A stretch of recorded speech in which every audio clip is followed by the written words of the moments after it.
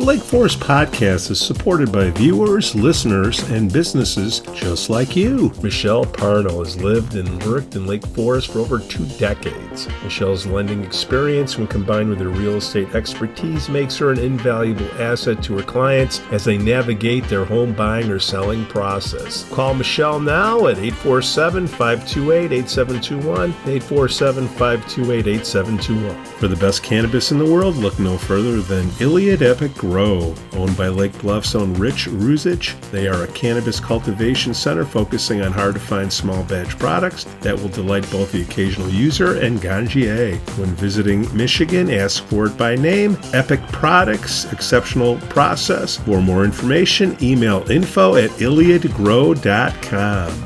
Laracy & Company CPAs, founded in 2010 by Lake Forest's own Brian Laracy, specializes in tax preparation and bookkeeping services. Earning the People Love Us on Yelp award, their process is straightforward. Just upload, review, and file. For a free quote, visit LaracyCPA.com now. That's LARISEYCPA.com. I'm excited to share with you something special from our Lake Forest community, the Aesthetic Lounge Med Spa, located at 775 North Bank Lane in Lake Forest near Wisconsin Avenue. This just isn't any spa. They offer an amazing blend of traditional spa services plus the added benefit of medical procedures and treatments. In a relaxing and luxurious spa environment, you can enjoy a range of cosmetic and aesthetic treatments. These are all performed under the supervision of top medical professionals. The Aesthetic Lounge Med Spa provides skin care, facial rejuvenation, body contouring, laser hair removal, Botox, dermal fillers, chemical peels, and much more. What's great is that each treatment is tailored not just to enhance your appearance, but also to address specific skin concerns and to promote overall well-being. So if you're looking to pamper yourself and take your beauty routine to the next level, give the Aesthetic Lounge Med Spa a call at 224-768-8028 or visit them at their location on North Bank Lane. It's an experience your skin will thank you for.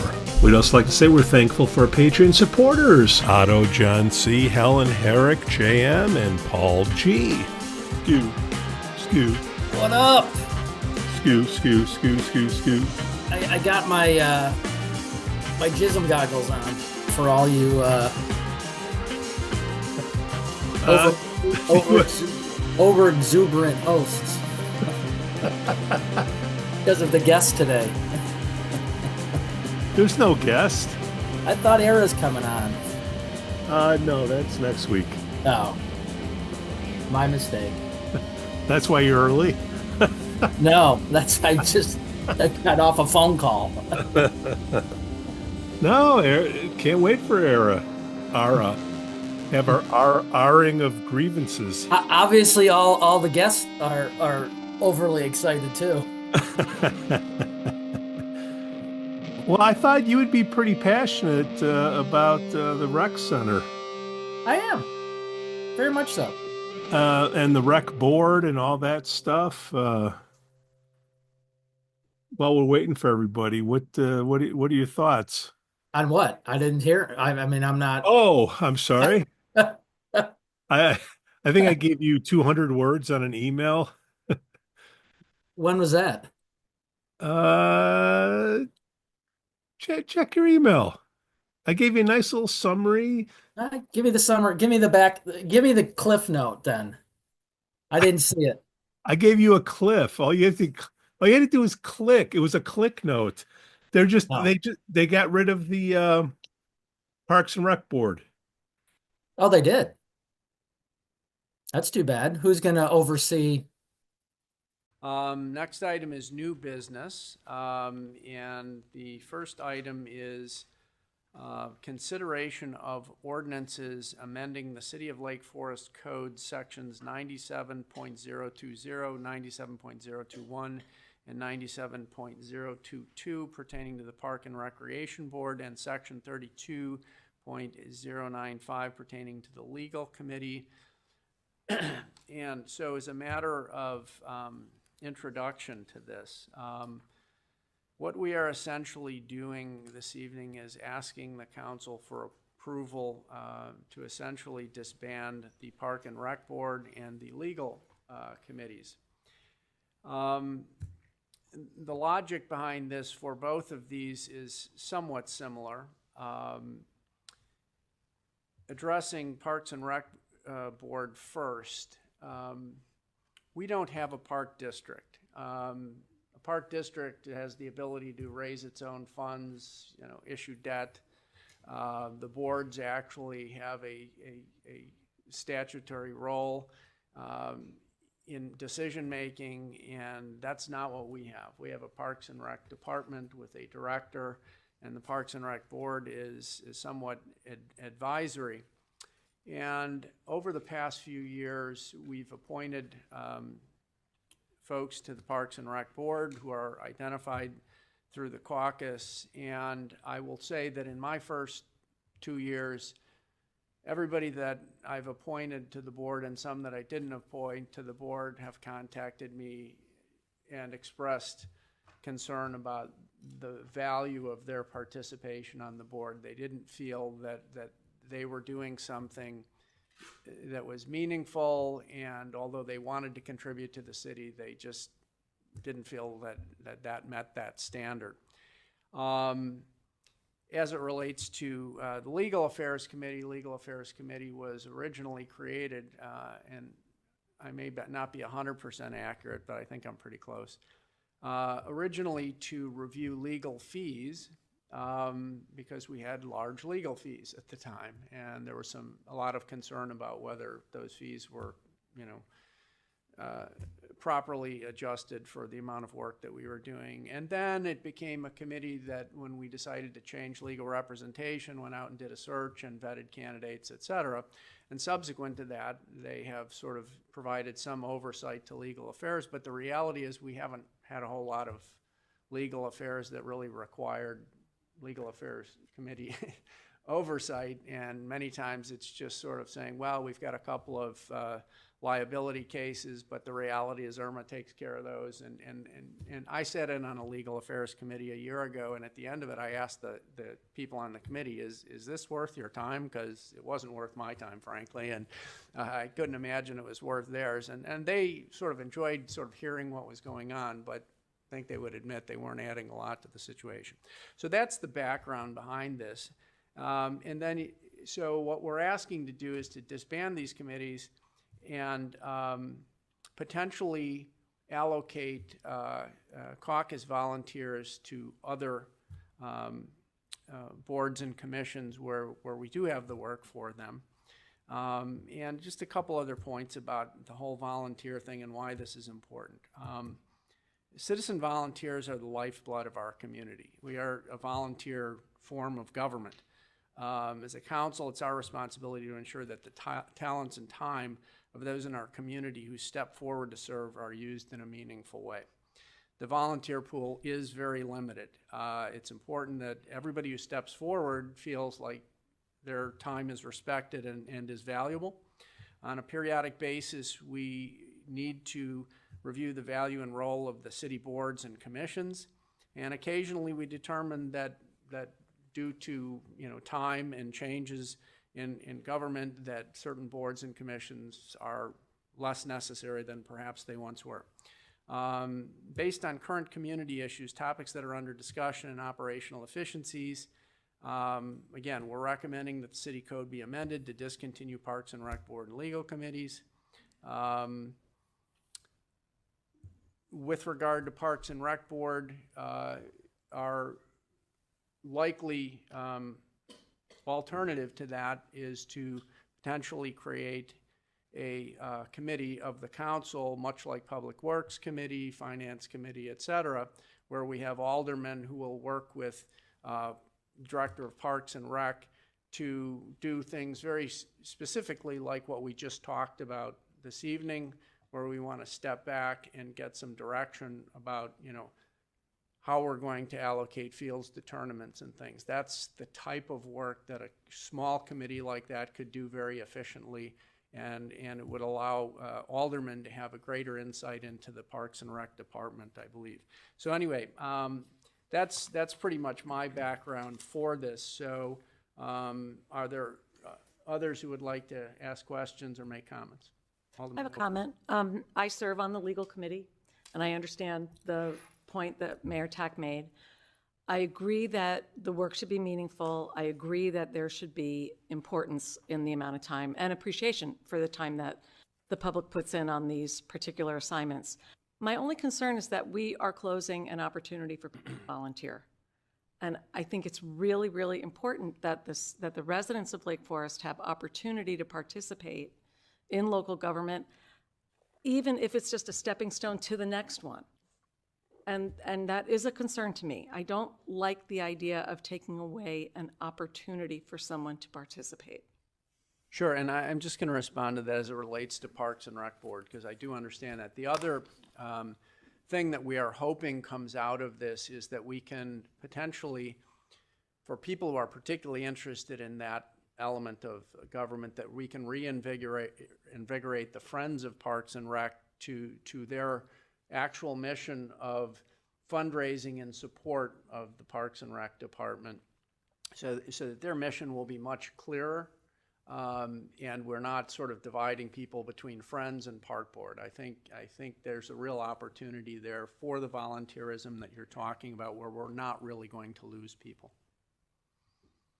Other comments or questions? Just a comment for me. I see this.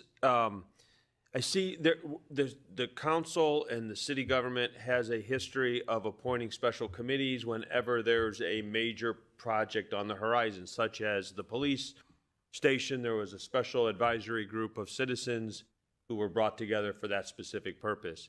Those opportunities will remain, as I understand, Mayor. So for a legal issue, say, for example, we're going to go out and retain new legal counsel, there would be an opportunity to create such a committee. Or a major park and rec investment, we would go out and create a special opportunity for advisory committees. Which we did do, and we will continue to do despite the current action before us. That's correct, right, Mayor? Yes, and what I would say about that is those committees, and a good example is the police facility. I think everybody who participated on that committee would say that that was a good use of their time. Everybody thought it was interesting. They felt that they were doing something meaningful, and to be quite honest with you, that committee took what appeared to be a really good project and made it even better. I mean, those committees are very effective ways of using people, I shouldn't say that, of utilizing the talents of people for appropriate periods of time with appropriate intensity, that people walk away from that thinking, you know what, I'd like to do that again. And that's really what we're looking for. So your point is very well taken. Alderman Weber. I was just going to follow up on the disbandment of the legal committee, and you mentioned it was perhaps intentionally set up to review legal bills, invoices, et cetera. And those are things that the finance committee chair does. So I do review those as part of my process. Yes, Alderman Clemens.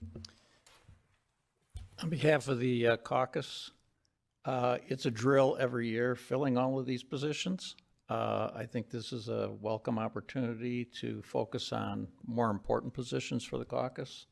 Not only do they have the 120 city positions, but they also cycle through the 43 members, so they're looking for members. So I think is beneficial to your comment that there are a limited number of people that do volunteer. Are you pushing that button, or you're not pushing that button? I am Okay. pushing that button. All right. Alderman. So I would agree with Alderman Weber. And Alderman Novot, I saw a look of skepticism, and I acknowledge it. When you're talking about legal bills, it's tough to ask an orthodontist or an orthopedic surgeon or any of us to really review what an appropriate legal bill is, for certain. I agree.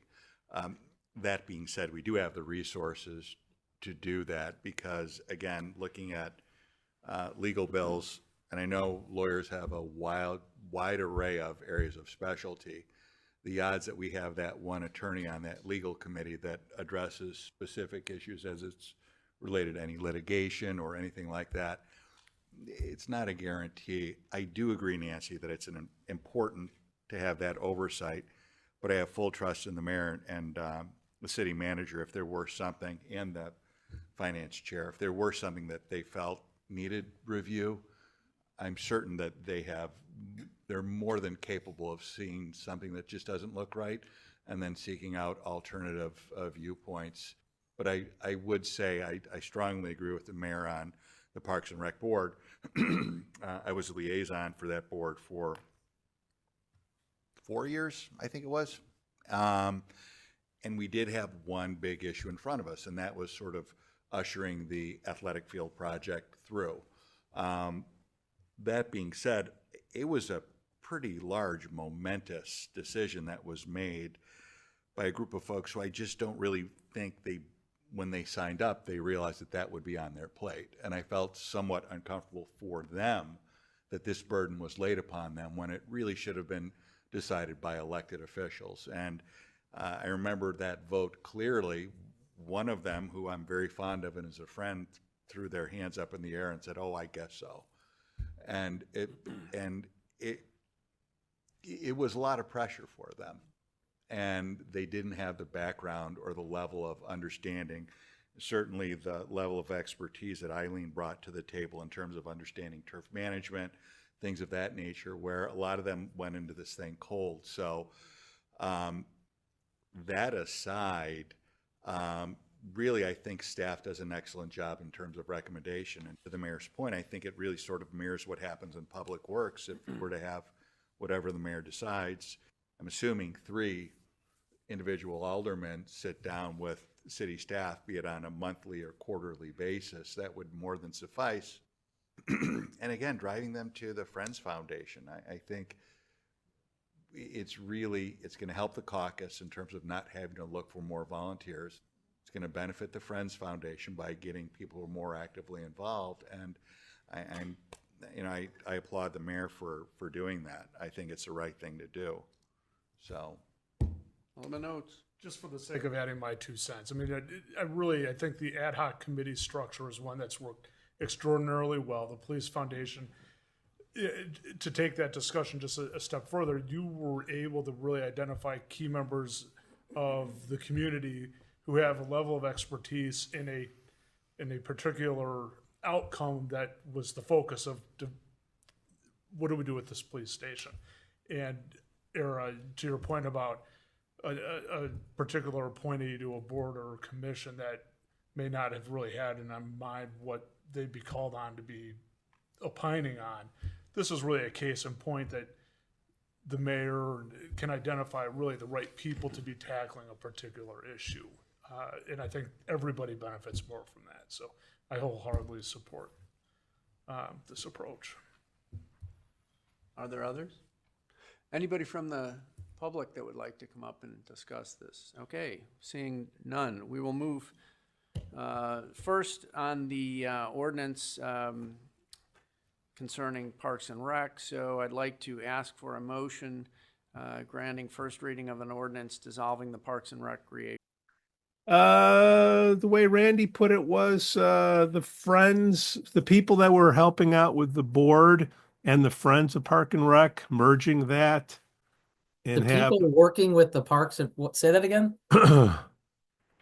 Parks and Rec Board, Yep. Friends of Friends. Park and Rec, have them combine. Well, they made a mistake on that, but then again, we're over a lot of stuff with the city. The Friends of the Park and Rec were just a managing money donated in Yeah. to, they became a creation of their own self years ago, that they're, this board of people, which was really kind of a group of people that met, drank, made decisions, didn't really make any decisions. That was all on the park. Oh, they board. made decisions. They said, hey, we're going to throw a really big party and overpay for bands. That's not decisioning that goes about, doing what the Park and Rec Board does, overseeing finances and that type of stuff. Good luck. All right. That's too bad. But then again, you know, it started, I mean, when I was on it, you know, the people that ran the park and rec, they couldn't canceling meetings all the time because you can't think of stuff to discuss that's going on. That's the problem. That's what Randy was talking about. And that's not the entity of the Parks and Rec Board. That's the people. We always had to get back to the caucus and this selection of people that don't do what they're supposed to do on there. And this is an end result of that. You know, when people don't show up to meetings, when people don't do the work they're supposed to do in meetings, when they do have meetings and there's no input, and it's just kind of a, you know, rubber stamp type of thing because no one wants to, you know, make decisions because that's what they're on there for. But well, I guess the Parks and Rec Board people gave feedback to Randy that they felt that their time wasn't being validated or valuable or doing nothing, just like you're saying. I got an idea. In the first, don't even get me started. Yes. We'll wait for the. Yeah. Take a sip. Oh, God. Take a sip of water. Hey, Joe. All right, everybody turn their heads. Wait, oh, is this? Oh, Okay. there we go. Joseph, Top of the morning to you. maybe for you. I'm 5 hours in. Oh, I'm 5 hours in too, sir. I'm 6 hours in. Where'd it go? So we're talking about Parks and Rec Board going away. And Skoo had a couple thoughts on it. Going away? Obviously, whole he didn't board? read the email either. Ali, see if you got seriously check the email, man. I just did, Pete. I don't have anything from you on that because I had to get the link, and I went back to my podcast stuff to grab the link. There's nothing about that. There was You have to hit enter when you're emailing. Skoo Walker, Joe Weiss, Jeff Urso. City Council recap, Deerpath shutting down, Parks and Rec Board axed. Nobody got that? It's sitting in. No, I still don't have. Well, hang on. There you go. I got it now. Yeah, and you got it at 6:30 last night too. Champ. Isn't that cool? You can just click on it and you can hear Randy talking about why he wants to get rid of the Park and Rec Board. Here, I can tell you because Friends of Park and Rec and the Lake Forest Board of Parks and Rec, they were, I think, duplicating efforts. Well, let me give you a little background on the Friends of the All right, Parks let me and sit Rec, down. but I'm sure, Joe, you already have this information. The Friends of the Park and Rec were established to manage funds coming in, donations, that type of stuff. They were never a body that was making decisions, nor was it ever intended to make decisions that the Park and Rec Board did. It was established not to conflict with the Parks and Rec Board. However, people that got on that were like lifetime, volunteers, which we all know that problem when people are lifetime volunteers on a nonprofit that turns into some of the goofy things that they've done, in the honor of spending money are ridiculous. Are you talking about the Parks and Rec Board? But from day one, they felt that they are the Parks and Rec Board, and they're the ones that should. And it's not true. It's never how they were established.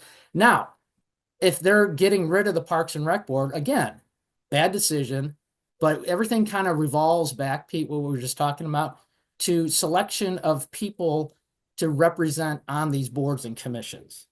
And if they're getting rid of the Parks and Rec Board, there is a reason why, and it relates to the people on the board. I mean, when I was on the board, it transitioned from one executive director to another. And God love the one that was just there, but she just never had meetings. She felt, we don't have any meetings. We said time and time again, we should be having meetings. You shouldn't be canceling meetings. And so it was a creation of that. But as people get on the board and commission, and I've said this before, it's a broken record that when you volunteer, you need to know what you're volunteering for, and you're making a commitment. One of the key ingredients of being on these boards and commissions are you committed to do the work? Do you have a conflict? You know, that are pillars that never change, but seem, I'm not going to get deep in the caucus stuff, but they seem to be changing. And these people that are getting on these boards and commissions do no homework on what is involved, and they don't do the work. And believe me, when I was on the Parks and Rec board, new people coming on. I mean, it was awful to sit in these board meetings and one or two people would be doing the work. And then people would ask questions about stuff that's in the packet because people weren't doing stuff. So it's a creation of, if that's really true, what's happening. And if it's true that the Parks and Rec board people went to Randy and said, what's our worth? Well, you create your own worth on these when you're a volunteer. And if they feel that they're not being valued, of course you're going to get, the chances of getting dissolved are going to get dissolved. But I don't even know if Randy has the power to dissolve a board or commission. But, you know, whatever. But again, it's not it's true. It's not, you know, the Parks and Rec board is there for oversight and approval of budget type stuff, programming, etc., and not the Friends. And that's just, to me, like the people on the Friends board that I know them, but this is just a typical stronghold of someone wanting to do something that they weren't there to do. So other communities. I don't care about other communities, Joe. No, Skoo, let me ask you a question. And there's other communities that are park districts that you guys. I was about to say, other communities that you guys keep twisting that with the way the rec board and the rec are set up are not. Lake Bluff is a park district. The rec center is an offshoot of the city government, and they have limited funding and are supposed to operate within that limit of funding. So to say other communities and compare, you can't compare because they're not the same. So my question before you cut me off was, do you think the Parks and Rec board should have the same power that park district boards do in other communities? No, Joe, because they're different. Okay. They don't have the opportunity to raise money. Do you think we should separate the Parks Department and make it a separate park district like other communities? Why? No, it operates perfectly as is. It's already separate anyways. It's separate, but it's not elected. Joe, just history again for you, Joe. The Parks and Rec board years ago, probably when Fred Jackson was running it, it was the park. It was the recreation board. The parks were a separate entity. Fred consolidated the two 20 plus years ago into one unit. And now a couple of years ago, they took the parks back on their own entity or whoever they're under now. So what do you, I don't think you can make it a park district, Joe, because it's a city manager form of government. I'm sure there's a way under the law you could if you wanted to, but it sounds like you don't want to. So that's I'm not, I say you can't do it. Okay, so you're going to make it a park district? I don't know. I'm asking you. How are they going to start raising money? You know, get their own and all that. It's called a tax levy. That's what they do. But Skoo, what do you think? You're identifying this problem. What would ideally the setup be for the Parks and Rec board if you had your way? The ideal setup is the same as it is, and the people that are on the Parks and Rec board and the executive director run meetings the way they're supposed to be. That's how they're supposed to be. You're supposed to go over the budget, go over stuff that's happening out there. The executive director brings issues and stuff to the rec board for decisioning. So, you know, it's run fine. Again, things are run fine. We keep going to this, let's get rid of it because it's not run correctly. Well, if it's not run correctly, that's I think. Well, they're saying they got nothing to talk about. What would you talk about? Would poop bags fall into that category so we can go like a month in a row? Yeah, poop bags can. Dogs on the beach is a huge thing. Yeah, that's the stuff that's the purview of the Parks Department and what they're responsible for. The beach is under there. The boardwalk that was developed, Parks and Rec Board, not the Friends. The Friends is supposed to, okay, let's just use that as an example. They want to do the beach. Can't do it under our current budget. Friends will go out and raise money and all that to do that. And they manage that money. Friends are boosters. Yeah. Stop, end. That's what they're there for. They weren't established to run events in town and all that. That was done, and these guys, again, sitting around, 30 or so of these guys sitting in someone's home drinking beer going, hey, let's do this. This is a great idea. And I don't disagree with the events. Just talking fact.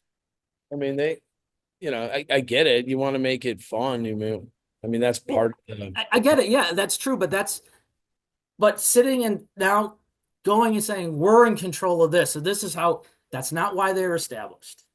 Not at all. None. Zero. I think They don't run the day-to-day operations. Well, their goal is to They raise don't. money, right? So those events are supposed to profit. Those events are supposed to make money. But Jeff, those guys on the Parks, the Friends board, that's what they thought they could do. It's, and on top of it, here's the worst part about it. We're going to have a music festival in town. And guess what? We don't want to have our board members work it. We want all the rec people to do it and waste their time. You guys have to go and work it on your day off or, off hours, because the Friends board, the Friends board, again, been to them. No, none of the Friends board guys are working at the event. I mean, I forget what's his name that runs it. He's there organizing, but Amos? yeah, Rick. But none of the board members are working. I was going to say, I see Rick doing a lot at those events. Well, hold on. He's doing a lot of these events, but did a problem arise where we kept losing money on these shows from the money coming in? We're supposed to buy basketballs and then we do these. I think the problem. I've done some of these events with them. The problem is, and we talked about this last week. Over the top, right? Simple, stupid is the way to go. And I think when you go over the top, like the country thing it's cool. Like I like it. You don't need 2 stages. You don't need the beer garden, $100 a ticket. You're going to spur a lot of people. So like, I think the over the top part of it is the problem, right? So if we just kept if we actually look on, hey, how do we have fun, make this awesome, make this cool, and still make money? I think, take that approach, you could do good work. And the other thing with that is they organize these events, which, great, whatever. They organize the 4th of July stuff and all that. But again, I mean, over the top becomes, where are you getting the money? Anyone remember COVID when? Lake Forest Bank. When the Highland Park tragedy happened, and they decided to cancel the 4th of July. That was like a $300,000 nut. That we'll just the city will pick that up and pay off the Friends board. I think that is definitely an exception. I didn't say Joe COVID. I corrected myself. I said that's an exception for sure. I think they had to cancel that night for security. Joe, I just said that. Okay. And they lost money on it because Really their cancellation insurance didn't pay out because there was no reason to cancel it. Although I understand. But the city decided to reimburse out of the general fund or whatever fund they use to them, and then they decided to go and do other stuff. So it's but to me the Friends, and again, you have a different perspective from your history than I do, but to me the Friends is bringing in a source of revenue to help pay for things like the boardwalk at the beach and stuff like that otherwise we'd have to raise taxes to pay for. But Joe, that's their role, right? Was to bring in money, volunteer money, and all that, because the park board, as well as the employee, that's not in their purview, so to speak. The Friends board was created specifically for that, is to where the city can't do it. Because here's the other thing, Joe, the Friends board was created because it's not a park district. They don't have a revenue. They have a little tiny nut that the city gives them. And, they do all. So that's why, and go out and raise money. It's more of a public-private, which Lake Forest has become expert on, to do that. Getting private donations to do stuff as well as public. Skoo, let me throw some kerosene on this. What about Lake Forest Day? Shouldn't the Parks and Rec people be in charge of Lake Forest Day instead of like letting a third party?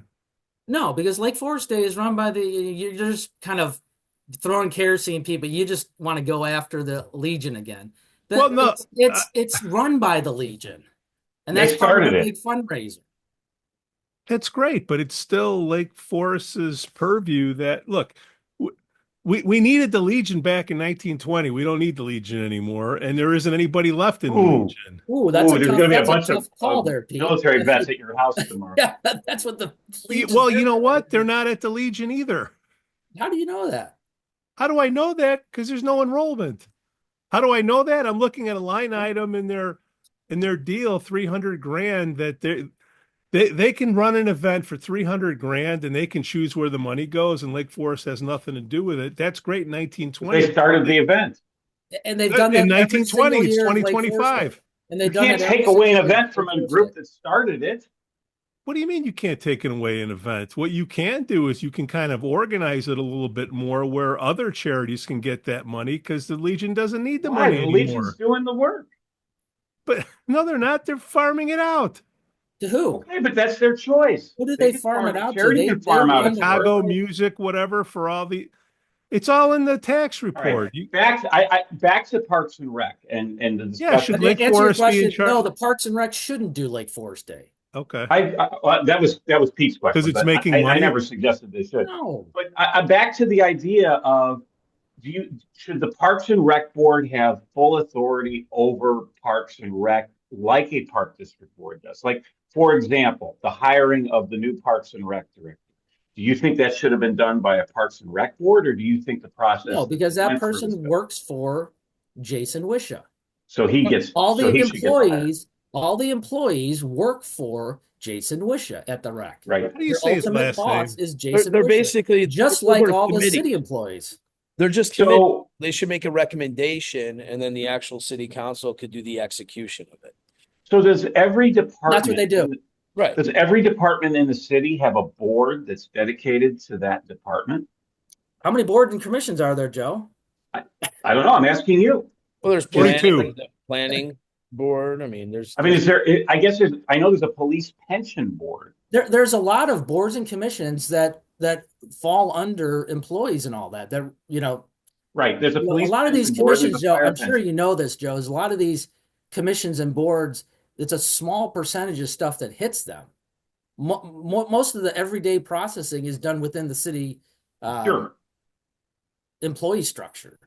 Stuff that goes to boards and commissions are stuff that kind of fall outside of what they can do. Well, it's You go to the board and grander decision-making process. So I guess what I'm trying to get at is the need for a Parks and Rec board, what is, by doing away with it, as is proposed, what will be the result to the average citizen in the city? Will our parks be worse? I mean, what's the negative here? At the city council meeting, what came up was that there was an issue where they didn't have anything to do. Then all of a sudden you had that turf issue and they were overwhelmed and then they had nothing to do. That was kind of the swing of it, is what my 2 cents.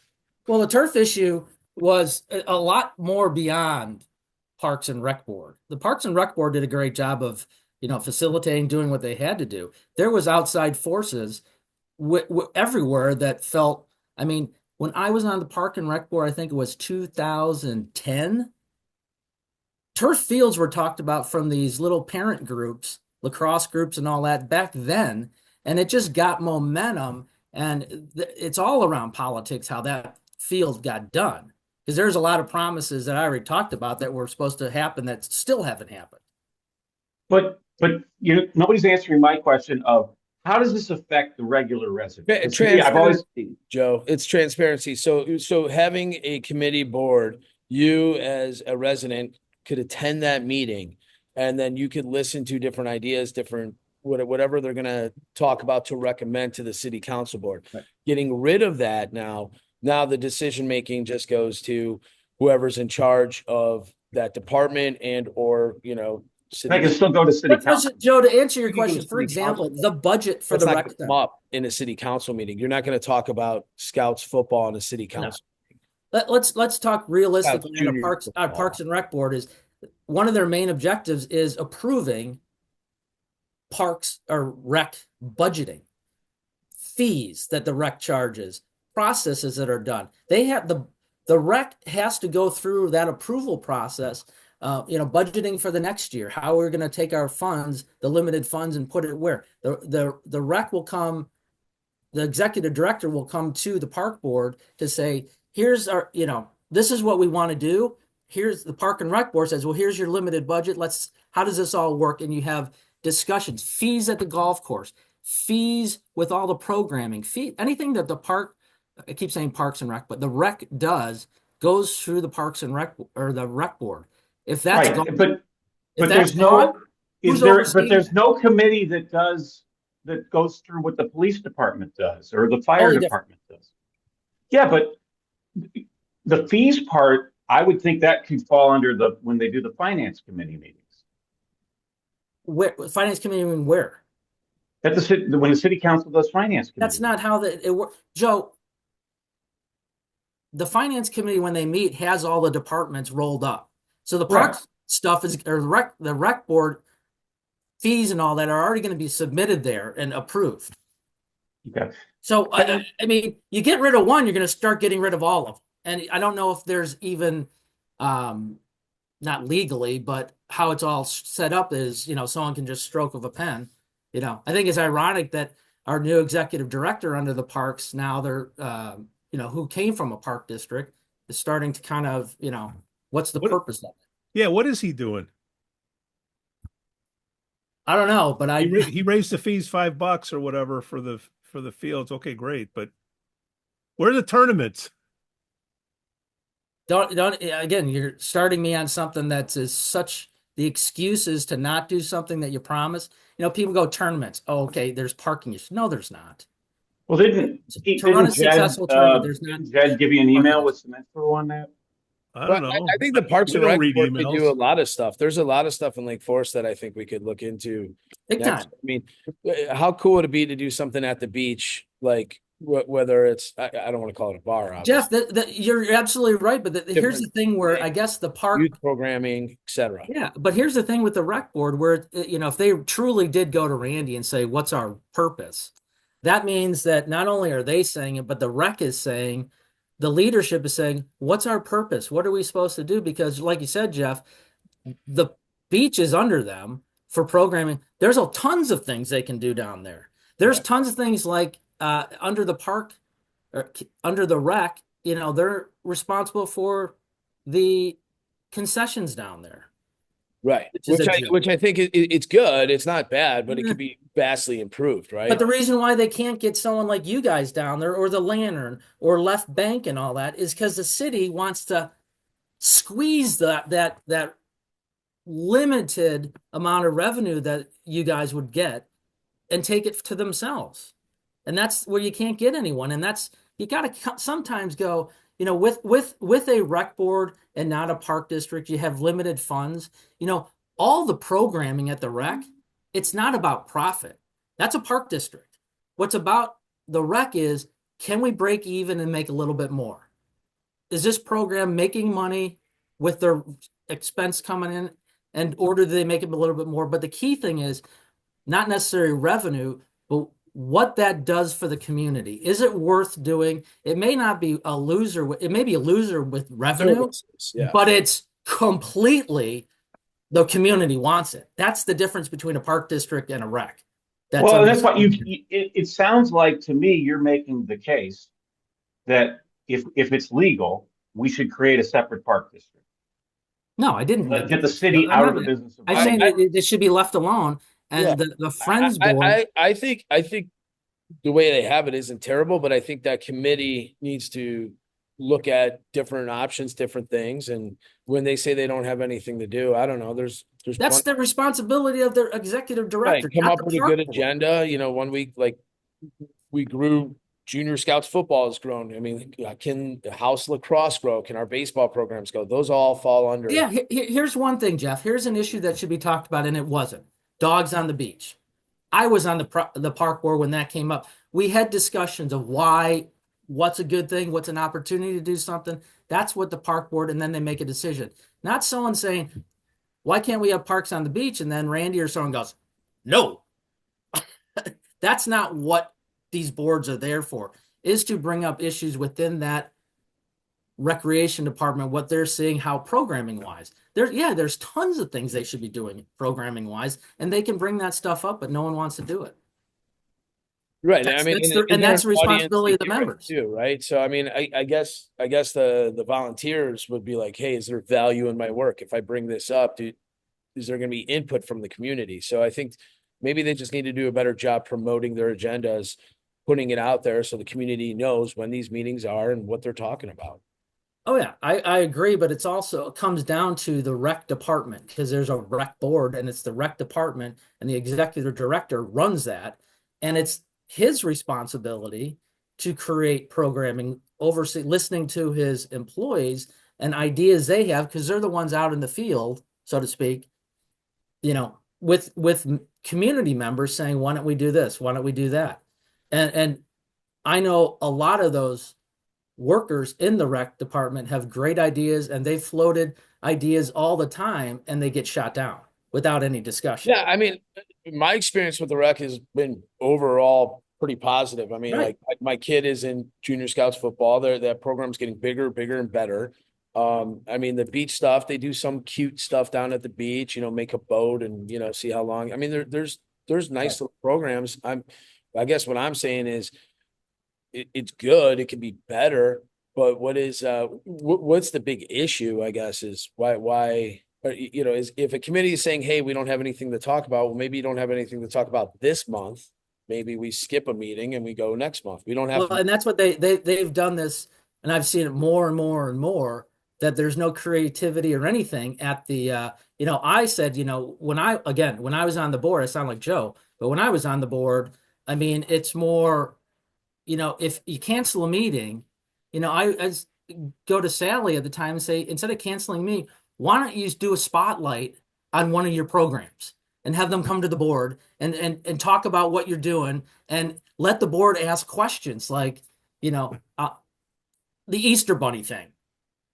Makes no money, but everyone loves it in the community. Spotlight that or something, and let the board ask questions that the board should be thinking about asking. Can you do it better? How, what are other ways to do it? Can we do other stuff? That's what the board's there for, as well as, the administrative stuff and all that. But Well, a lot of youth programs are turning 501c3. So what they're doing is they're creating their own organization and then renting.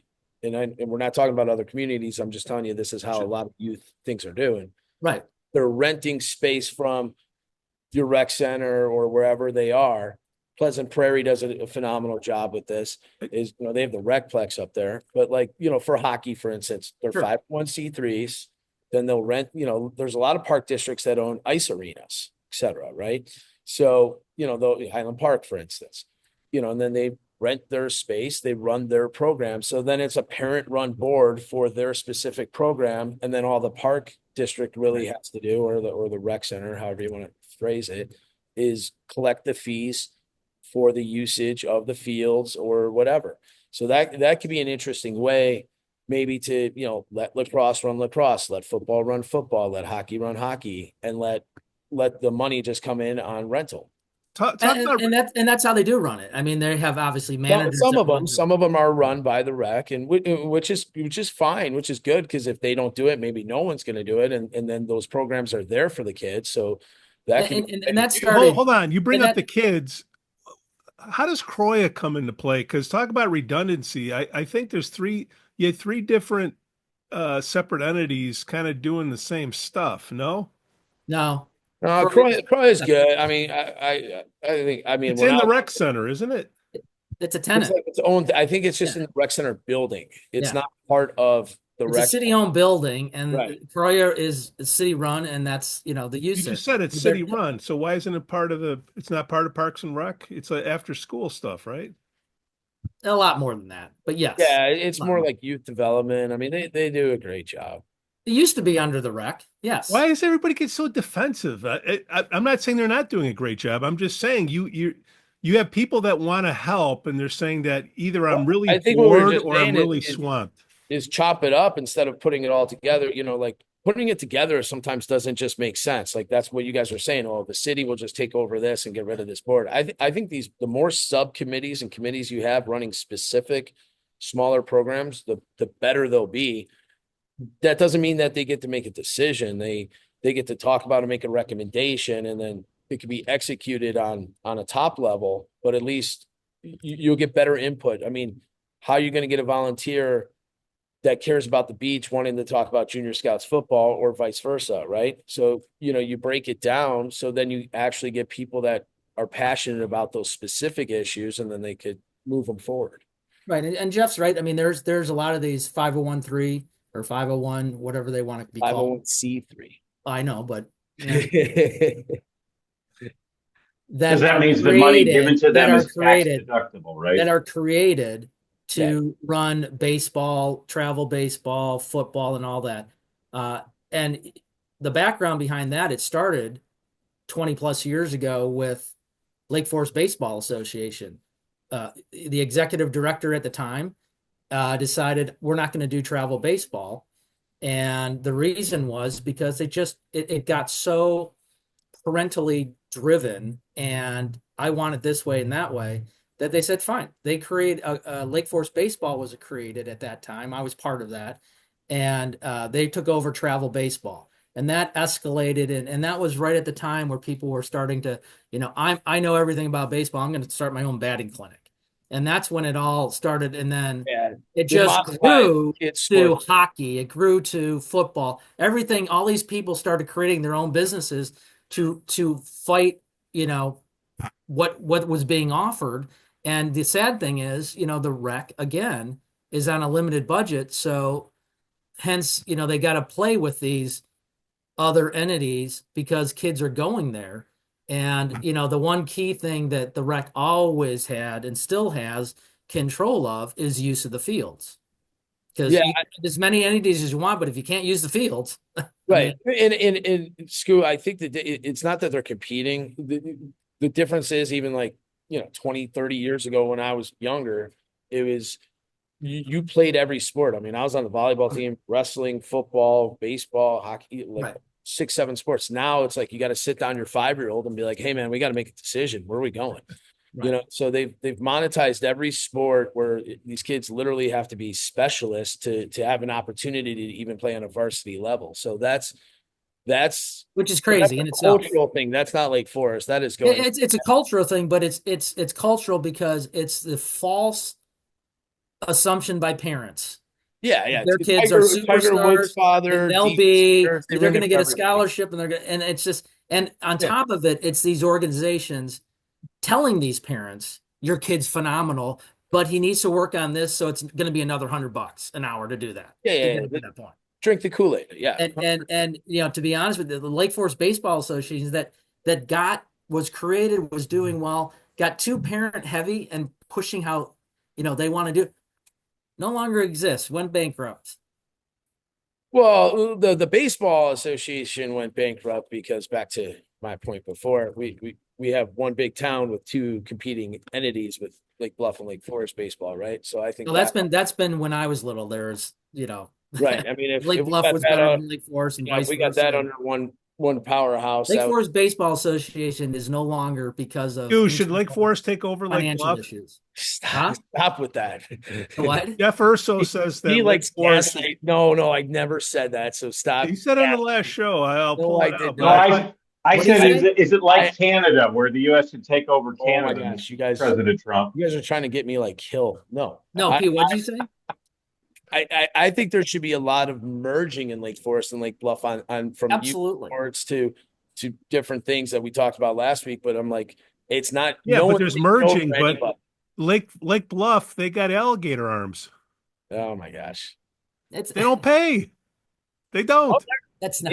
No, what do you mean? The taxes are higher in Lake Bluff than Lake Forest. Like this. So I mean, all right. Athletics in Lake Forest and Lake Bluff, the genesis has always been the Little League baseball.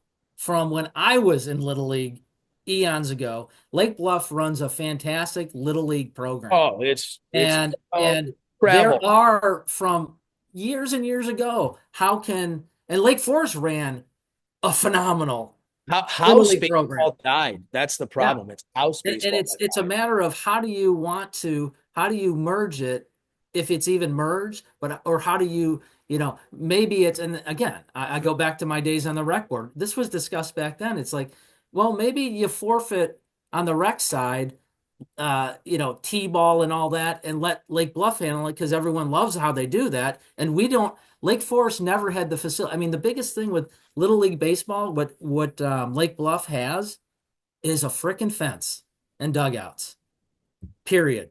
Rosenthal Field, everyone loved that because of how you can, and Lake Forest never had that type of field to play on. And so it gets to that, West but Campus.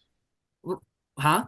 West Campus. I mean, West Campus is later on in the thing, but this goes way back. But the thing is, you got two entities saying mine is the best, and no one wanting to go, okay, how do we make it good? Because, we're what, Jeff, you said last week, 3 communities that are within 5 blocks of each other, Well, and we all, and you all roll up to the high school. Right. That's where it becomes one. It's one high school. I remember growing up with baseball, right? Lake Bluff and Lake Forest were separated. But the time you got to high school, we had great talent, but it took almost 2 years to merge together because Lake Forest and Lake Bluff are such rivals in Little League and all that. It's like, so now you're merged, and it's like, well, who's better and this and that? That still lingered, but that's the, how do you do it? I don't know. No one changed. Lacrosse has taken over as primary spring sport generally. I mean, oh yeah, for sure. And no question about it. Yeah, house lacrosse is when and now house is still like kind of mini travel.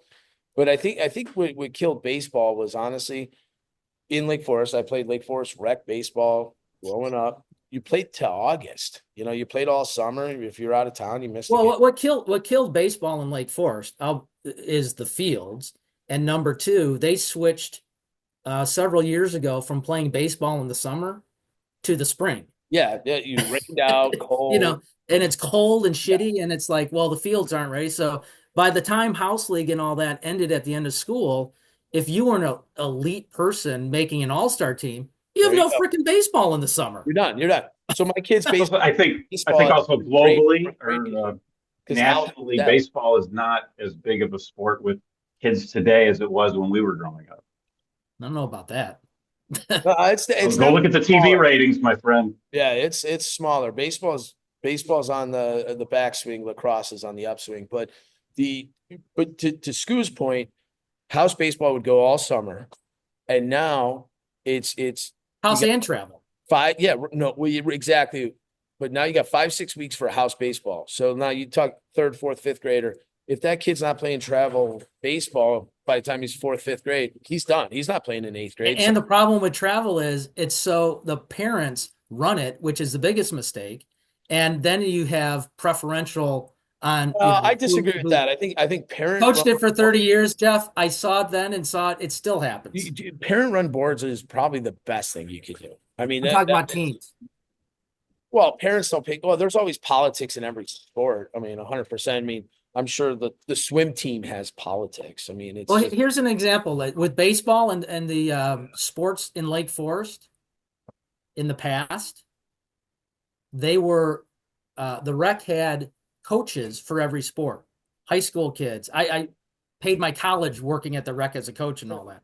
But what they had is there wasn't preferential. Parents weren't involved, and kids, Johnny, quiet Johnny on the spot who, is not friends with anybody, was not making a team, but a coach might see, this guy's really good. He just doesn't know, makes the team. As now it's like, it's about the good players, but who's all in the same driving pool, making teams that, sometimes it's not the right way to do it.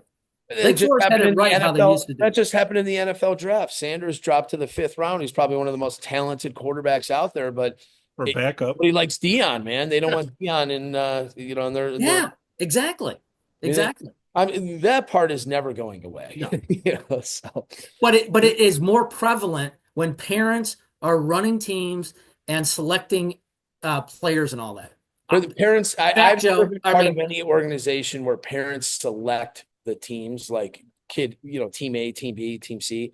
Parent-run boards typically hire directors, hire coaches.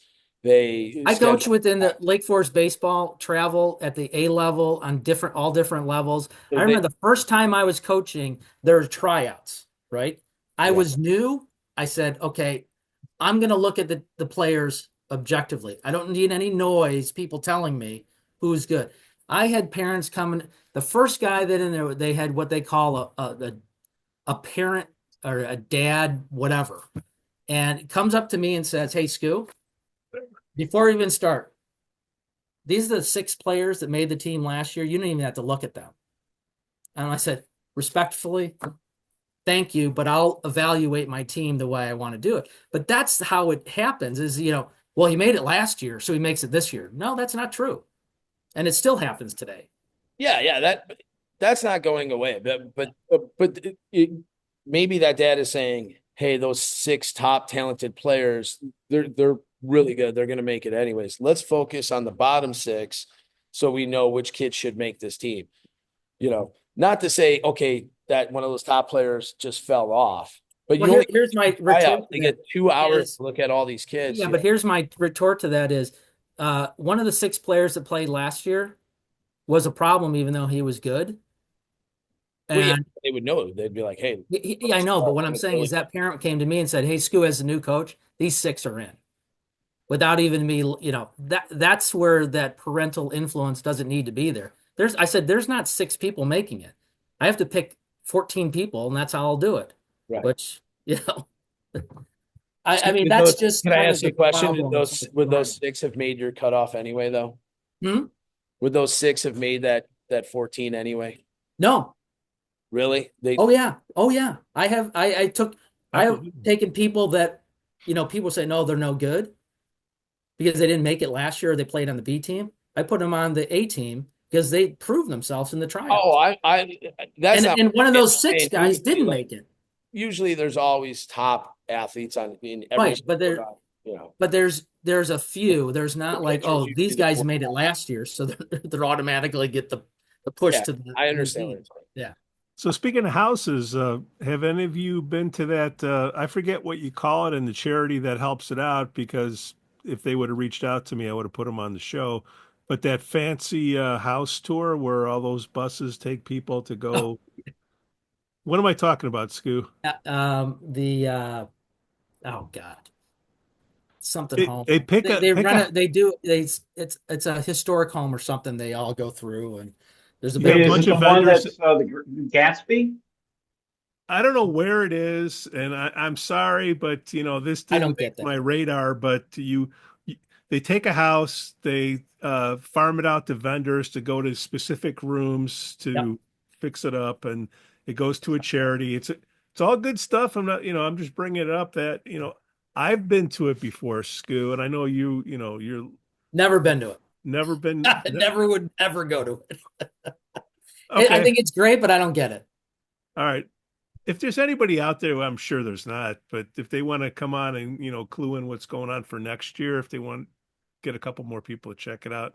I will they give do it. They do it every year. It's just they pick a house months in advance, and I don't even think. I mean, Pete. I don't think that is what's next. That's not what this is. But I will give a shout out on the historic. What do they call the hysterical museum? Hysterical preservation. Okay. Not the preservation group. It's the history society or whatever. That building. The old church on Deerpath. They do some really nice tours around. That's the city. The other My wife and I, headquarters. They do. My wife and I have gone on a couple of those, and they're very good. And their renovation looks phenomenal. Yeah, I live in Norwood, so we usually just check each other's garages out and see how cool of a bar you have in your garage. Hey Jeff, if you're going to talk, there was a shooting here in 1950. Renovating the man caves. Walk down the streets of Norwood. Hold on, We've Jeff, got the best one. When you're talking to your Lake Bluff contingency out there, when you're trying to annex them, let's talk about the lawnmower parade. Hey Jeff, welcome to the show. Oh my gosh. The lawnmower parade. That's deal. why I came back on, because I have to negate half the stuff that they're, guessing on. Oh, my please. God. But Jeff Urso says there's going to be a merger between Knollwood and No, well, no, stop it. Yes, Lake County Gazette headline. I don't know. Could somebody talk to me about the lawnmowers? When is that parade going on? I've asked that guy for I Jeff, don't know how you're many up. years. It's the 4th of July parade. history. Yeah, Alright. and usually it's a political pun every year. Pun. I mean, Keyword pun. it's an issue. I mean, I know some of the guys that do it. Nationally renowned. What's that? Nationally it's- renowned. Sometimes it's a little more, Should we get a lawnmower? It's an I exclusive. don't know if club, they're going to Pete. let you on that team, Pete. It's an I don't think you're gonna get exclusive club invited. to be in. Wait, are these all Didn't those they right? protest the Lake Bluff gas-powered leaf blower ban one I year? think they take. So I know a lot of guys on that stuff. I should say some of the guys are on the left, some guys are on the right. I don't think that they're making any political statement one way or another. I think they just take a triggering issue. Yeah. Highly triggering. Right, and then they parade it. So I mean, like a podcast.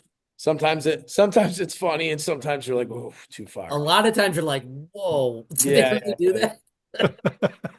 So And that's why they get a lot of reckoning, because it's, people laugh. right, yeah, no one pays God attention. forbid, nobody laughs anymore. Yeah. Dad jokes only go so far, right? So they push the envelope. Yeah, they put a lot of those people on the right. They seem to be out in Lake Bluff, but I hear Lake Bluff is more liberal. Joe, do you have a thought on that? I'll show you the election returns. Contemplate later. All right, Deerpath Road getting completely shut down now. Did I see that in the meeting, Skoo? What's the update? Any idea? I think they're shutting down Oakwood to Western till October. It might be, yeah. Oakwood to Western. Isn't You it? mean already shut Deerpath down? Road Right from now, it's Oakwood one to way, Western? and it's been already shut down somewhere. Well, it's been one way, but completely. now I They- think it's one way gonna right shut now. off. Now it's going to be. Now it's gonna be it was shut down for at least a month there. I feel like when they did some pipe work or something. Well, it was one lane. Now it's complete. Well, No not lanes. lane, but completely. Yeah. You can't even drive a car down there.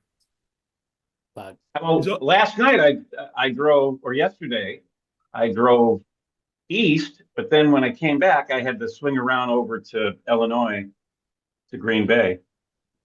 Took an extra 10 seconds. Skoo, how's Oakwood Avenue? Safer street now? well, we got a lot of people. It must be the show must be thousands and thousands of people listening 50,000 watts. because all I see right now is poop bags on Oakwood, and I don't know if that's just one of the barriers. Oh, it's Slow Pete. people Pete down. him drive by and throw him out his window. That's right. For the I drove by last week. After the last. I know. I got your car on camera. Yeah, and I purposely drove under the speed limit. There's like at least one, maybe two caution children signs on your street. and there's Skoos. No, my kids are grown. There's But everywhere "You around kids me, get kids." off my lawn sign. No, I don't do that. All right, so is Oakwood getting better or same, or any influence on Oakwood? No. Any more Well, cops showing I up? think back to the Deerpath getting shut down. Yeah. Oops, sorry. I don't think my buddy Forrest gets up early enough. I tried to invite him out today, but Get his mom on. She probably is more. I would encourage everyone, once upon a bagel, there's what's the Lake Forest Juice and Left Bank, try to make a point to stop by at least, Earhart's. once this month or something, just go out there and no matter what, when these construction projects happen, UPS store, these Once construction. upon a bagel Jeff, has a great Jeff, why egg don't and you- cheese sandwich. Who's the commerce person again that needs to do the Chamber of Commerce? yeah. Oh, chamber. Like, why aren't they doing like a pub crawl or business crawl for all the No, they- business to help them out? No, I think they do a good job. I think, listen, I think at the end of the day, anytime Western Avenue, this happened years ago and I worked at a restaurant and their traffic's going to fall. So yeah, I mean, The Chamber of Commerce is great, but it's not like it's, totally out there in your face, so I think it's, it's just something that. That means their marketing sucks? Is that what you mean? No, I just, I think it's. But they should do It's all about something to get relevant people. content now, right? It's not about, a Facebook post or putting a magazine out there. It's just relevant content. You have to be relevant now. I mean, But it's if you can get a TikToks for the kids. hold on, if you can get a Something. bunch of people enraged to go out and gonna go on a protest, podcast and Pete can't you make get a guys- bunch of people to come out and support a business instead What's of that? killing? Well, because that's too positive. People want to be negative, Pete. I don't know about that. It's not that there's a big mission. I think it's just like, hey, there's construction. Let's, I wouldn't mind honestly if Lake Forest puts our businesses are open and stuff. I would love if the city list the 4 restaurants or 3 restaurants that are being affected right at that intersection of Oakwood and Deerpath, right there. Hey, left bank, everybody. I think part of the problem, and I was wrong because I thought, this construction would just be a traffic nightmare and all that. But I think the thing was the city did is they put out feelers. This is what's going to happen. The sad thing for the businesses, and again, I'm there daily, just like you, Jeff, in town. The traffic is not bad, but people have decided not to come. And that's what's hurting the business. Because I'm not going to go into Lake Forest because it's too construction-y. Well, And and the thing here's what the happened to thing. the businesses is that the people didn't come, and that's where you got to come in and What I don't understand, and go to maybe Left Bank and go to those. maybe it's, to me, I always, before the construction ever started, whenever I would come down to go to Left Bank or any place downtown, I would go in the parking lots. I wouldn't try to screw around with the parking spaces on the street. I would go to one of the city parking lots. And the parking lot, other than like the tree lighting, there's always a parking space in the parking is a misnomer. The parking is always an excuse for Right. But I'm just saying, I went to Left Bank the other day. I parked in the parking lot, walked right up, no problem. I was there in 3 minutes. But I think Skoo's right. People are avoiding downtown. So that part of downtown. Because I'm shocked how during the day it's just dead. So if we pull the city government expense reports and we find that they're expensing lunches in Vernon Hills or something like that instead of Lake Forest, that's not a good thing. I don't think so. Well, Nothing's good in Vernon Hills. You got to be careful on it because they're out west. The city employees, Yeah. they're not in town. Yeah, but you can you can do a catering order. Yeah, they do. Yeah, you can. The city orders for me. I know they order for my friends down the street, one block. Okay, good. All right. I'm not gonna plug them. The F word? Yeah, the F word. Don't use that. When are they coming on as a guest, Jeff? I lost the phone number. What's the F word? But I know a lot of F words, and I don't know that. The city definitely. They've always supported the local restaurants and ordering food and stuff. So they've always done that. All right, so there won't be any orders to Vernon Hills or anything like that. All right, Highwood. Nothing good comes out of Vernon Hills. It's all Hey changed. Jeff, when are you going to go to the city to take over the beach? The beach. Yeah. Listen, I think both Lake Forest and Lake Bluff have the same problem issue kind of thing, and I'm sure it's somehow on liability with water, right? I'm sure that's the end all be all. But during the day, at least, maybe not nighttime, during the day in the summers, how cool would it be if you could go down there and actually feel like you're in Florida for a minute? Because both those beaches are beautiful. Hey, probably Jeff, here's what you need to do. At the South Beach Yep. Pavilion and all that, Yeah.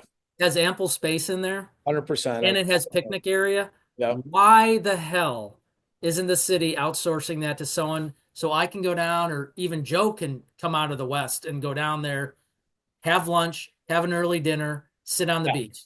Yeah. No. That South Beach Beautiful. pavilion and all that is 100%. never used. Staycation. And I'm not talking about the pavilion where the sailboats are. I'm talking where you come down the ramp in Yeah. that big building there that's just sitting there. It's fantastic to put. I've seen people food in. bring like whole picnic baskets with wine and A all. lot of people do, but why not? Yeah, and everyone has the fake Coke sleeves, you put the fake Coke sleeve on your, Yeah. Yeah, no, I mean, everyone's Yeah, doing, I did carry out from Duffers and just brought it there myself. yeah. But, No, but why carry out? Liberty. Jeff can operate probably out of that kitchen there and all that. Why Kemper? And have Right. So why Kemper? Because they bid higher than Jeff. Why That's Kemper? why. Because Kemper's already in there, and the city begged them to do it. Kemper didn't want to do it because the city wouldn't give. Listen, guys, the city takes too much money away from a vendor down at the beach. That's from day one when frickin' Left Bank was down there doing the food. They took 30% from the vendor. How can any vendor do business with taking all your revenue from you? Jeff, what's a standard fee out there when you do a city site like that? Is there a standard fee? There shouldn't be. No, I mean, so it can be different things. You can get a temporary permit license. So I think the best way to do it is let's start with events, right? I mean, what Skoo's talking, I think, is a long-term plan to actually rent out a space to a vendor to do some things. But I think allowing Chiefs or Duffers or Lantern or But whomever. hang on, Jeff. They're doing that right now. Kemper's renting it up. They're paying a little bit to provide a. Who knows Kemper? Huh? Walk around town and be like, hey man, have you had Kemper lately? Nobody knows what that is, right? Because it's Quest. It's Kemper. If you go out to the Deerpath, the golf course. No, I know. They have, but what I'm saying is they have a phenomenal. I mean, that's one of their specialties. Kemper is doing Hiring food service 16-year-olds, that's their specialty. It's a and bunch of 16-year-olds, it's and- never open. the food there is great, but It is. they're not doing that. They could do that same catering to the beach. They don't want to because it's, again, the beach. Here's the thing. But if like Dominic and Cecilia went down to the beach and did a Friday, Saturday, you give them a whole weekend, or you give other people The weekend. city would go, I want 30% of that. Yeah, but I think maybe so let's say we cut it down to 10% to answer. Good luck with that. That's why they've tried to do that for years. That's where I think everyone would want to go. Like, who wouldn't want to have, the gallery? Again, Jeff, I'm going to play the board member like Joe does. When I was on the board, they were trying to facilitate. Left Bank wanted to go down there. Right. City wouldn't budge on the number, and they just said, "I can't sell that many hot dogs to make a profit. We got to make a profit." But here's my thing: is with the whole back to your rec versus park district. The main goal of the rec is to provide a service to the community, whether you make money or not. You operate the beach. Part of that is having concessions down there, and that shouldn't be a levy on the vendor. If you can get the best service down there, stop gouging them, and it'll be fantastic. Well, it's a market price, right? So everything's a market. Right. Like if they could get 30% because the vendor can make so much money and charge $12 for a hot dog, who cares? I mean, here's the Left Bank. When they wanted to do it, this was before Susan. When they wanted to do it, they were what, $2.50 a hot dog. Well, if you're taking 30%, now I got to charge $8 a hot dog. It's just like I can't do it, and that's and their city's resorted now to just providing a horrible service. And the Kemper's fantastic, but they're not committed like Deerpath. No, they have some phenomenal. What do they even sell at that concession stand? It's like popsicles and candy and it's your typical high school concession stand. Yeah. I mean, even the booze thing down at the beach was tried out, and it wasn't. I don't know. Again, I think it was over the top, right? So if we took one of the pavilions and you kind of said the South Pavilion, because you have seating and all that, right? No alcoholic beverages beyond this point, and you could sit down there and have a beer and grab a Caesar salad and a burger. I think everyone would want to be down there. Yeah, but Jeff, wouldn't you want to do it like you have some of the cities that do like the food truck? I hate food trucks. I know, but a smaller thing where you can have Left Bank, Duffers, everybody down there have their own little thing, doing their own little niche, getting their own. Well, that's what I was just kind of suggesting. The thing that drives me crazy about food trucks is equitable, right? So like Duffers or Chiefs or anybody, not only are you paying local sales tax, but when you pay rent, part of your rent is paying property taxes, right? So the owner of this building is paying property taxes and he's taking a portion of my rent. So if you do that, divide Quite a it bit up. of your rent. What's that? Quite a bit of your rent. Yeah, exactly. So at the end of the day, but then when you let an outside vendor come in for $200, that's what drives me crazy. It's like, listen, And they serve a lobster roll for like $20. right. So it's like, well, this is great.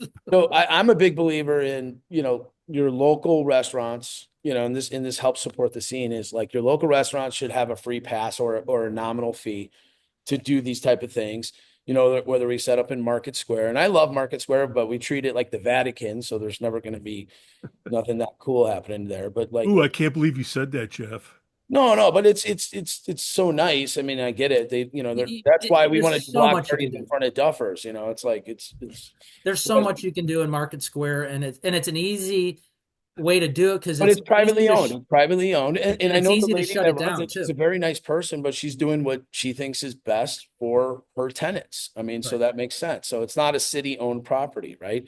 So at the end of the day, though, if an outside vendor comes in, you got to charge them equitable.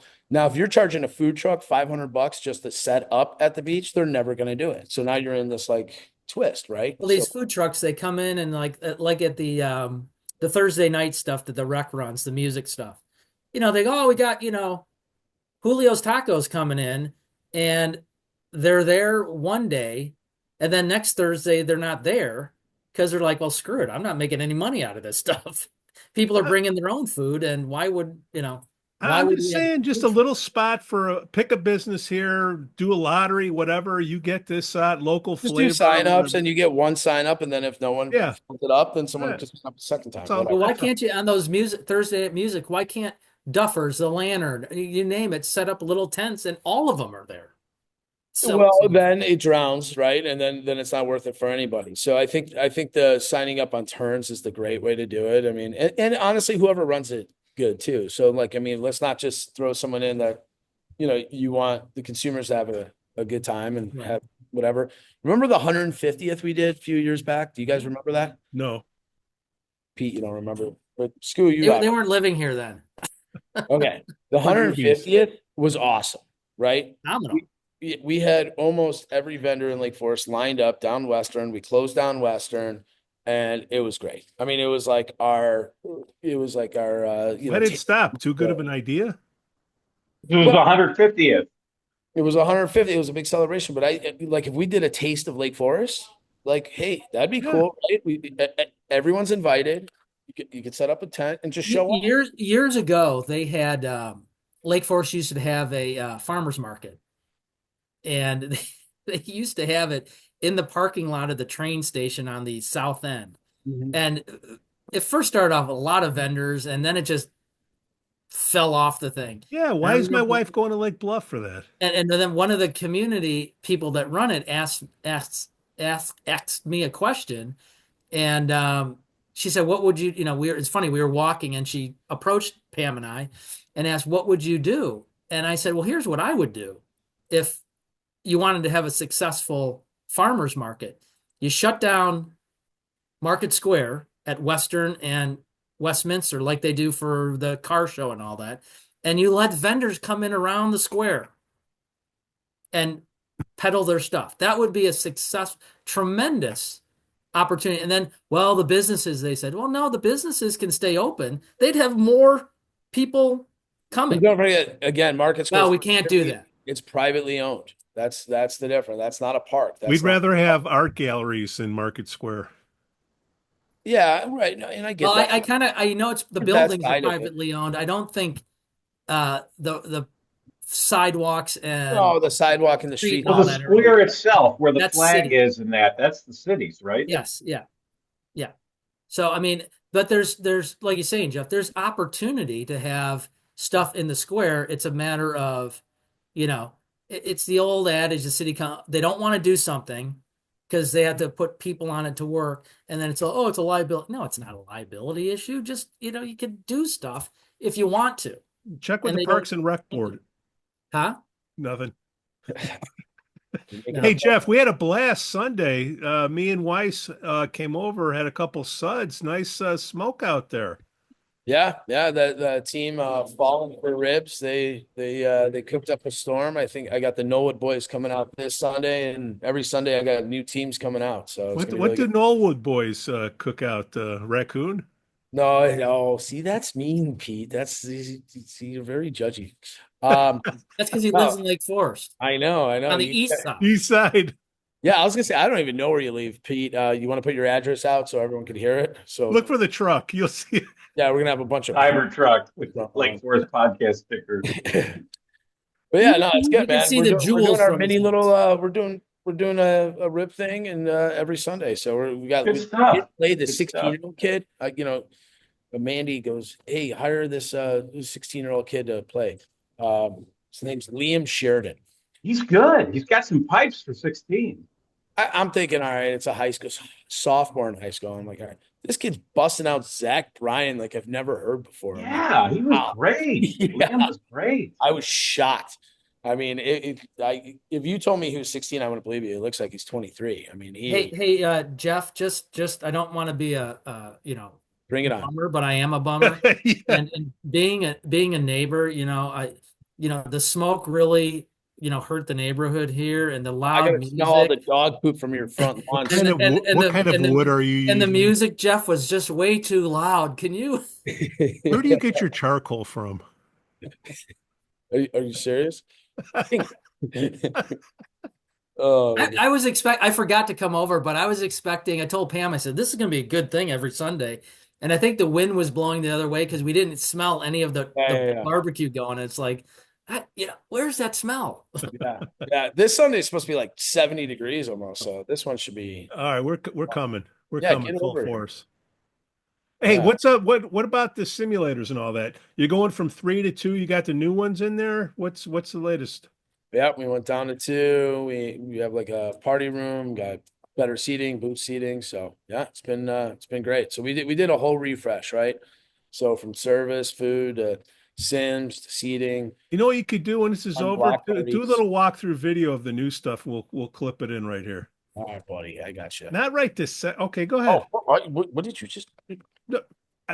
Go I ahead. follow Walk us instructions. around, Joe. Give us a quick walk around. Go All ahead. right, I'll give you a walk around. All right. So Oh, I love that corner. there it is. You I got love boots. You got the I'm little walking, booths. I'm walking backwards. I don't want to fall. Oh, I thought you were a skater. Down goes Urso. This is where the old golf bay was. Getting jersey pulled over his head. Yeah. So then we got some new sims. Oh wow. They're a lot Ah. better. Our old ones, I know they were rough. So these are called Foresight. So they're way better, way cooler, no problems, no mistakes. 2.0. And now kids can play on them. Before you had to be like 21 years old and sign over your life, Same price now, or do you Yeah, get the I don't set the prices. I mean, the golf guys do that, but yeah, we have happy hour specials and all that. So, but No. they're the same as before. I make them to be cheaper than Libertyville. So whatever like golf company, Libertyville. I'm like, gotta be $5 less. Jeff Urso, Skoo Walker, Joe Weiss, another fantastic episode of Lake Forest Podcast. I'm sure we made some people happy. Get some Q on Sunday from Duffers. 1 o'clock. See you there. All right, boys. Players.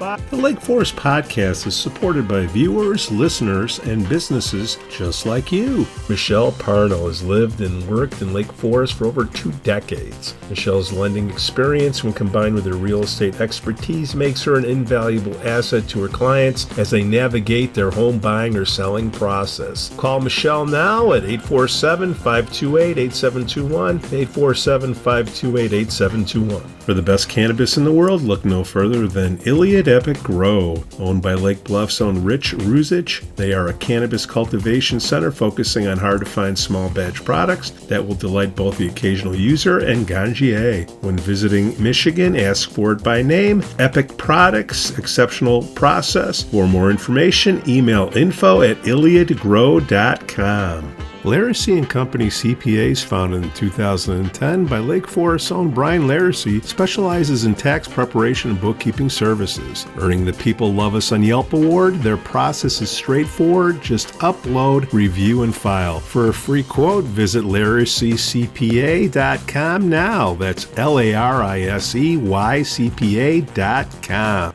I'm excited to share with you something special from our Lake Forest community, the Aesthetic Lounge Med Spa, located at 775 North Bank Lane in Lake Forest near Wisconsin Avenue. This just isn't any spa. They offer an amazing blend of traditional spa services plus the added benefit of medical procedures and treatments. In a relaxing and luxurious spa environment, you can enjoy a range of cosmetic and aesthetic treatments. These are all performed under the supervision of top medical professionals. The Aesthetic Lounge Med Spa provides skin care, facial rejuvenation, body contouring, laser hair removal, Botox, dermal fillers, chemical peels, and much more. What's great is that each treatment is tailored not just to enhance your appearance, but also to address specific skin concerns and to promote overall well-being. So if you're looking to pamper yourself and take your beauty routine to the next level, give the Aesthetic Lounge Med Spa a call at 224-768-8028 or visit them at their location on North Bank Lane. It's an experience your skin will thank you for. We'd also like to say we're thankful for our Patreon supporters, Otto, John C., Helen, Herrick, JM, and Paul G.